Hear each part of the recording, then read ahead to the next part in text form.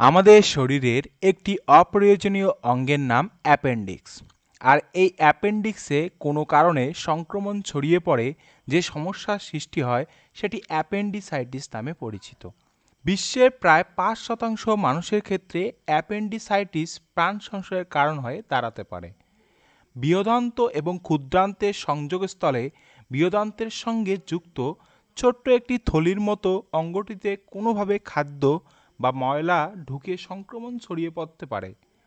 এক্ষেত্রে সময় মতো অস্ত্রোপচার করা না গেলে বা সমস্যা ধরা না পড়লে মৃত্যু পর্যন্ত হতে পারে।